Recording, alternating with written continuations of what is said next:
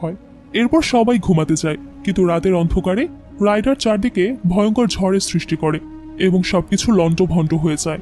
পরের সকালে যখন সবাই ঘুম থেকে উঠে আসে, তারা দেখে চারপাশে বরফ জমে গেছে এবং সবকিছু ধ্বংস হয়ে গেছে। সে সময় একটি রহস্যময় শব্দ শোনা যায়, উইল আমাকে সাইনগুলো দিয়ে দাও, উইল আমাকে সাইনগুলো দিয়ে দাও। এরপর রাইডার এসে আবারও উইলের কাছ থেকে সাইন চায়। তবে একসময় এত অবাক করা ঘটনা ঘটে, এক মেয়ে যাকে উইল ভালোবাসত, সে আর কেউ নয়, একটা ভয়ঙ্কর ডাইনি, যে অন্ধকারের প্রতিনিধিত্ব করে। রাইডার আরো ভয়ঙ্কর হয়ে উঠলে বরফে আঘাত করে এবং সাথে সাথে চারদিকে পানি উপচে পড়ে। চারপাশে পানির ঢেউয়ের মতো ভয়ঙ্কর প্রস্তুতি শুরু হয়, যা এক বড় বন্যার আভাস দেয়। তখন সে মেয়ে এসে উইলকে বলে, তুমি এখানে নিরাপদ না, চারপাশে অনেক পানি, চলো আমি তোমাকে নিরাপদে নিয়ে যাই।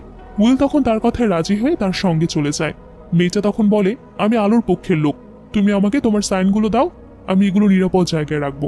প্রথমে উইল তার কথায় বিশ্বাস করতে পারে না, কিন্তু সে আবারও বলে, তুমি আমাকে বিশ্বাস করো না, তুমি আমাকে বিশ্বাস করতে পারো, আমি সত্যি আলোর পক্ষের।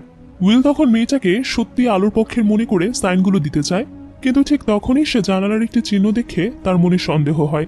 তখন সে হাতের কাছে থাকা ফুলদানিটি নিয়ে জানালায় আঘাত করে। জানালাটি ভেঙে পড়ে এবং সেখানে উইল তার ষষ্ঠ সাইনটা দেখতে পায়। সে চিৎকার করে বলে, এটা আমার সাইন, এবং সে সময় তার পঞ্চম সাইনটির জন্য পানিতে লাফ দেয়।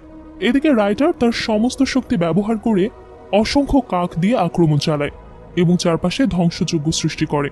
সেই সময়ে মেয়েটা পানিতে পড়ে যায় এবং তার আসল রূপ বের হয়ে আসে। উইল ইতোমধ্যেই তার পঞ্চম সাইনটি উদ্ধার করে ফেলেছে। এরপর রাইডার তার সব শক্তি ব্যবহার করে অনেকগুলো কালো ধোঁয়া নিয়ে উইলকে আক্রমণ করতে বের হয়। উইল হলরুমে চলে যায়, আর সেখানে তার সঙ্গে ম্যারিম্যান এবং গ্রেথনও ছিল। হঠাৎ হলের বাইরে থেকে উইলের বাবা মায়ের কণ্ঠ শোনা যায়।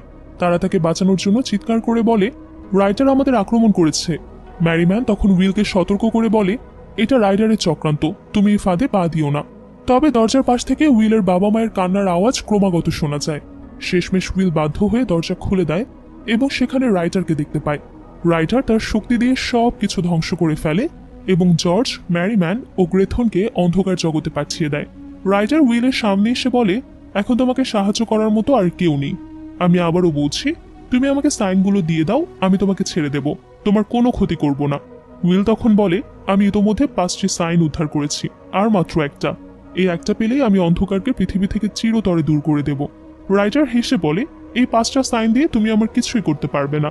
ষষ্ঠ সাইন তুমি কখনো খুঁজেও পাবে না।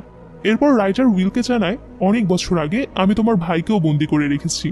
রাইডার তাকে তার ভাইকে একটি গ্লাসের মধ্যে বন্দি অবস্থায় দেখায় এবং বলে, তুমি যদি আমাকে সাইনগুলো দিয়ে দাও, আমি তোমার ভাইকে মুক্তি দেব এবং তোমাকেও ছেড়ে দেব।